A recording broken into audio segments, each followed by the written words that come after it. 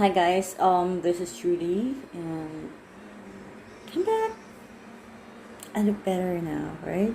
Compared to the last time I filmed my first video. I feel a little better this time, except that I'm still having some episodes of shortness of breathing, but it's not as difficult as it was earlier. I mean, during the early stage of my infection. So, I hope tuloy-tuloy na siya. So, I have been receiving a lot of messages asking me about the result of my second swab test. That's why I decided not to come over and film another video just to let you know about what happened.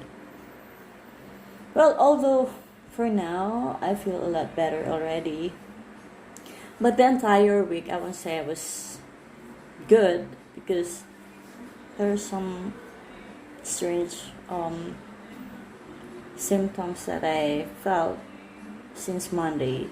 I had nausea, I got headache, and I don't have that much strength to even take calls from, because every time I expose myself to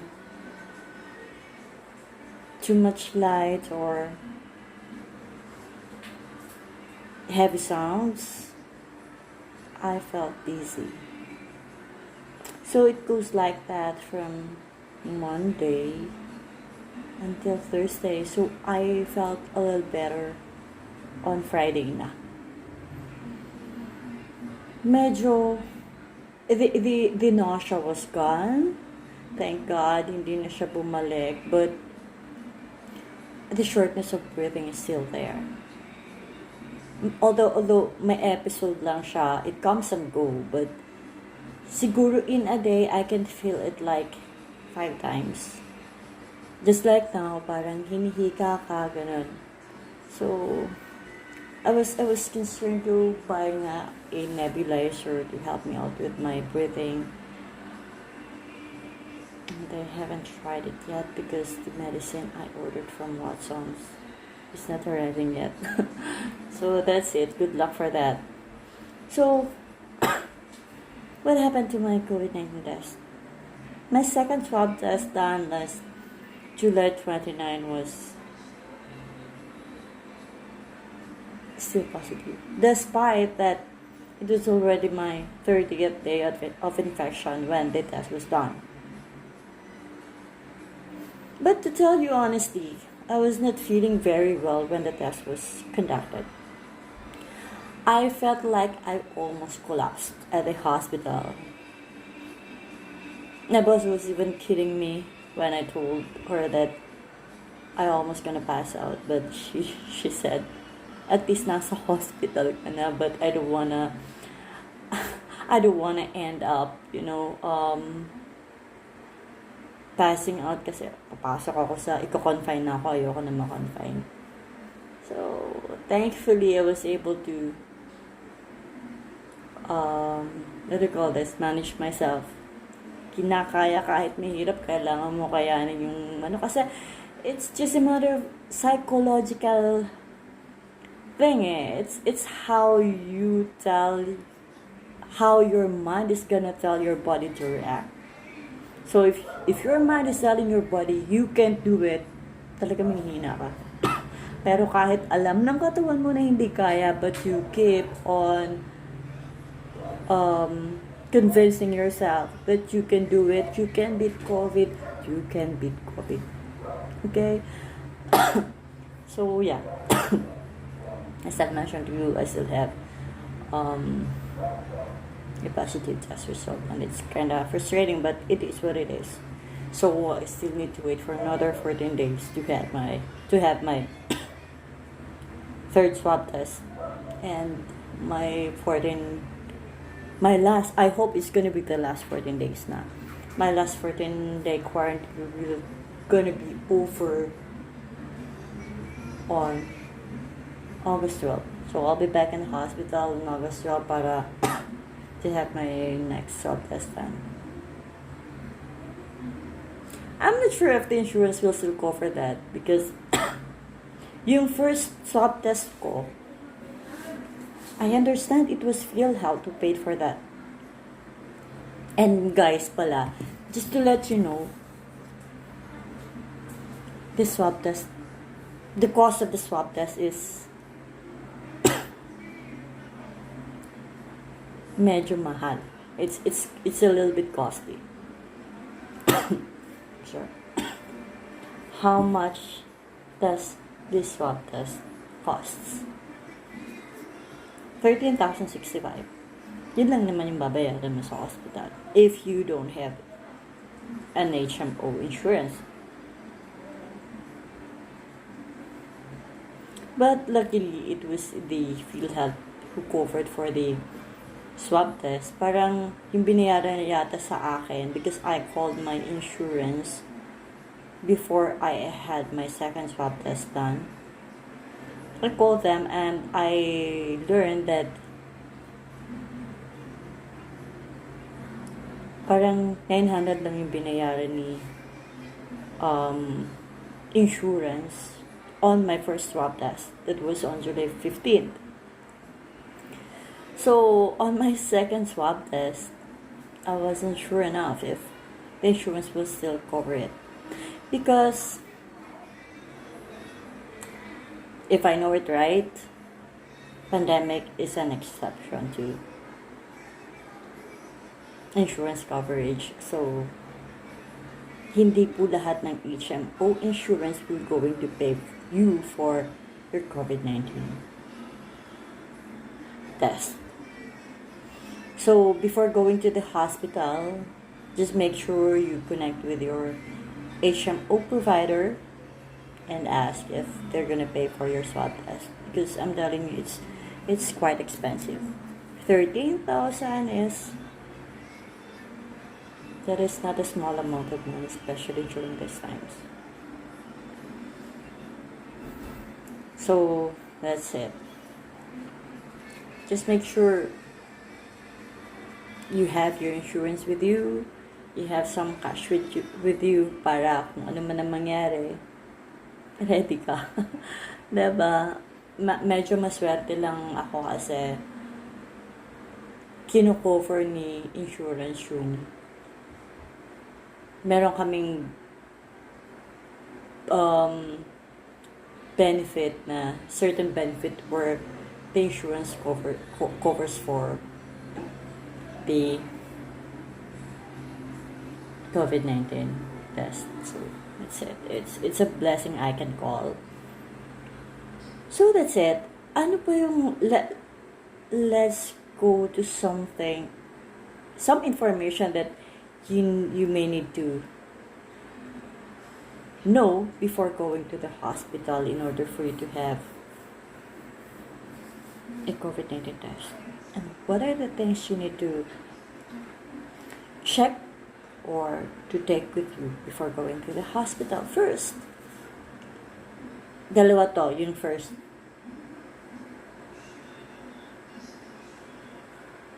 Do a self-assessment. If you have previously tested positive already and you're gonna have your second swab test, make sure you don't have any symptoms with you when you go to the hospital, at least for 72 hours. Kasi you might end up just like me, who's gonna waste some money for the test that's gonna turn out positive pa rin at the end of the day. Kasi I felt like I was not really well by the time I went there, but what can I do? I thought COVID-19 is not gonna last that long. Lahat yata ng exceptions nasa akin eh. Good thing, pati yung exception sa contract, I mean HMO coverage, na-avail ko rin. So, that's the upside of it. So, yun, i-assess nyo muna maigi yung sarili nyo bago kayo undergo ng second swab test kasi sayang ng pera. But if you have not been tested for COVID-19, yun, it's the first time for you to go to the hospital to have the swab test done. Make sure you have connected with your HMO provider already. Make sure na cover nila yung swab test mo, kasi kung wala kang pera, pupunta ka dun, expose mo lang sarili mo. And secondly, have the PhilHealth number with you. Doesn't matter if you don't have the ID, just have the number with you. That's the most important thing. And if you go to the registration area, make sure you tell the nurse there who's gonna assist you na if you can get the form for the PhilHealth availment para, diba, ma-enjoy mo rin yung benefit na yun. So yun, another thing is, if you have also previously tested positive for COVID-19, you better stick to the hospital, to the same hospital that has conducted the first test for you. Kasi I tried to look for other hospitals who's gonna, what do you call this? It's gonna give me a swab test. But they told me that once you have tested positive na, they're not gonna entertain that patient sa hospital nila. So you better go to the hospital that tested you first. Kasi for me, St. Luke's Medical Center is in Taguig City, and I am in Manila, and there are a lot of hospitals here in Manila that are close to me, but hindi na sila tumatanggap ng previously positive COVID positive patients. So no choice, pabalik pa rin ako kay St. Luke's. And isa pa, you look for mag-canvas kayo. You ask for some quotations from the hospital, how much they are charging for the swab test. Kasi eto kasi si St. Luke's, medyo first class hospital to eh. So talagang you expect na mahal. But I learned na medyo mura sa Red Cross. So you better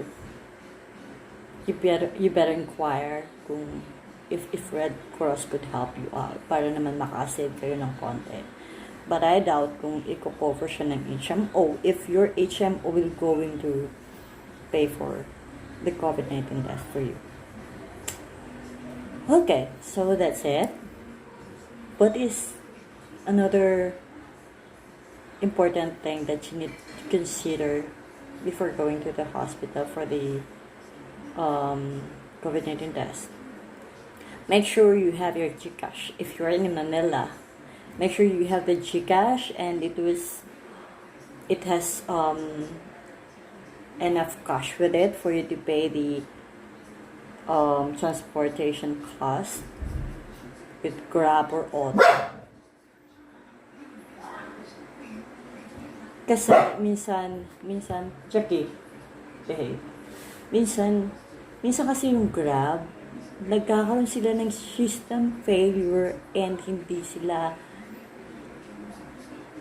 nare-recognize yung sa credit card numbers natin. So nakailan na yan sa akin na ganun yung nangyari, but I don't have GCash with me.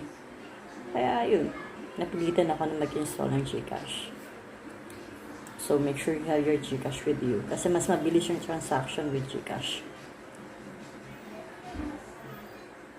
Yung cash in naman kay GCash through BDO is free, walang charge.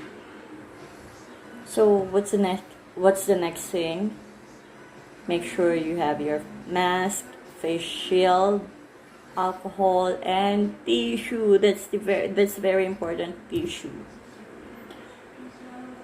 So what's the importance of having a tissue with you if you go to the hospital? Let me tell you this. If you go to the hospital, do not expect that you will be allowed inside the hospital premises. There will be a holding area. I've been to two hospitals already, and that's the practice I have observed. They were going to have you wait at a certain holding area, and you just stay there until your number is full. So if you feel like there is necessity for you to pee, you can't go inside the hospital. What do they provide you? They provide a portalet. What is a portalet? A portalet is a mobile toilet. So everyone is gonna use that. So let's say that you are going to the hospital to get tested for COVID-19, but you are not COVID-19 positive yet. So you just have to take extra vigilance in, doing your thing, because instead na wala ka pa or talagang wala ka naman, baka viral lang yung other viral infection lang, negative naman yung result mo, and yet pumasok ka dun sa portalet, and the person who used that toilet was a COVID-19 positive, just like me, because walang isolation. I'm telling you, walang isolation sa loob ng holding area. Everyone is mixed up, whether you have the symptoms or not. Once you register, you sit down wherever you want to do. They will not going to isolate those who have previously tested positive, and they're not gonna ask if you have previously tested positive for COVID-19. Okay, so I hope that I made myself clear about that. Please always take a tissue with you. Pati pagpasok sa car, sa taxi, please use a tissue paper with you. So what else? Please consider going to the hospital early. If you can leave your house at 5:30 a.m. or be at the hospital at 6 a.m., well and good. Much better. Kasi, sabi, diba? Early birds catches the early worm.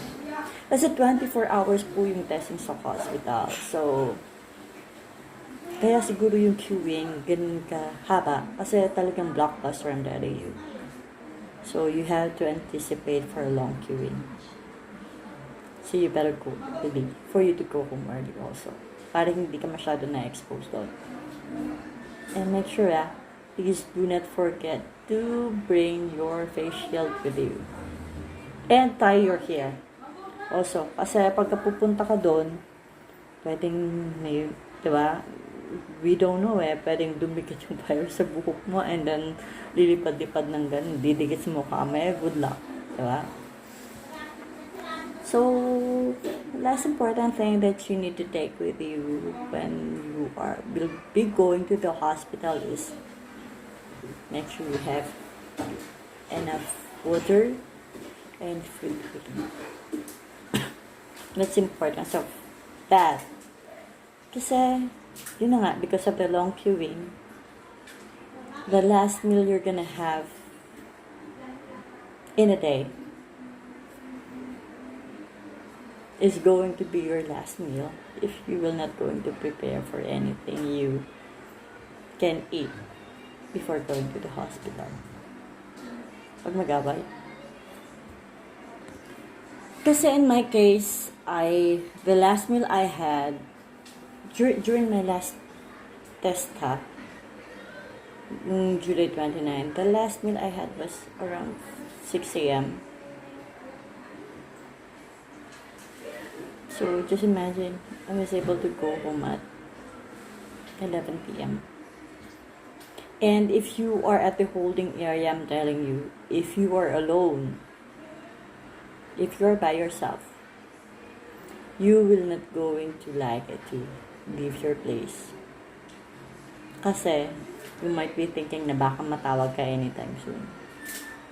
And you don't want to miss that opportunity. So you better take a water and food with you. And gloves. Or anything you could hold the food. Just please don't hold the food directly by your bare hands. Kasi you might contaminate the food. And if you don't really have the virus, you might end up getting infected because you are surrounded with infected people. So that's the scenario at the hospital. You don't know who has the virus, and you don't know who are healthy. Who are the healthy ones. So you better be cautious. It's better be safe than sorry. Di ba na sabihin sa'yo na maarte ka? So when you arrive home, right after coming from the hospital, please just proceed to the bathroom and clean yourself up. Do a shower and make sure the whatever virus that gets into you get into contact with, you're going to be washed out. So that's it. For those who are going to wait for their COVID-19 test results, just pray. Just pray, but always expect for a worst case scenario. It's better to expect for something worse. That way, you're ready yourself with any eventualities. Unlike kung positive ka ng positive or positive thinking, there's no place for positive thinking right now. Because this is it. This is the new normal. We are swamped in a viral community already. Virus is everywhere. So, there is a higher chance for us to really get the virus if you don't do the necessary precautions that you need to do. So, always expect the worst case scenario, but always pray. There's nothing impossible with praying. Because, as I've mentioned to you, my case was, I thought I'm gonna die, but still, I'm still here talking to you, sharing my story, because I survived COVID without any medications, up until now. So, if I was able to do it, why can't you? It's just a matter of mindset, proper mindset. You convince yourself you're gonna beat COVID-19, you have to beat it. Do not let COVID-19 beat you or take your life. Or it's gonna take your life. Dalawa lang yun. Sumurrender ka. As I've mentioned to you, COVID-19 can't beat you if you're strong. But they will going to take you. The virus will going to take you if you are weak. Only those people who are weak are taken away by the virus. So, be strong. You have to be ready. While waiting for the result, be ready physically, emotionally, mentally, financially, and spiritually. So that's the best thing for you to do. And while you don't know the result yet, please continue to isolate yourself from your loved ones. Okay na yung isa lang. Huwag mo nang ikalat yung virus mo. Okay, so much for me for this video. I hope I was able to share as much information I could provide you, and I'll try my best to think of anything I could share with you to help you better understand how to survive COVID-19. If I did it, you can do it. I'm already close. I can say that I can say that I can claim it yet. Okay? Because I don't have the negative test result yet. Although I still have the difficulty of, no, it's not difficulty, it's shortness of breathing every once in a while, but I feel good overall. So I'm already close to survival. I will going to be a COVID-19 survivor soon. So if I will survive it, why can't you? Kaya mo yan. Just believe in yourself. Convince yourself na kaya mo, kaya kailangan kayanin mo. Okay? So, enough for me today. So, I hope I was able to help you for in any way I can. At least this information was giving you a little bit of enlightenment or information about the things you need to do before going to the hospital for a COVID-19 test. So please, before I end this up, please continue to practice frequent hand washing, always wear your mask, add the face shield also if you can, then observe social distancing. And if you feel that you get exposed to someone who's COVID-19, please initiate a self-isolation immediately. Okay, tulong-tulong tayo para ma-solve natin ito lahat. I hope you guys be safe always, and God bless. Thank you for watching.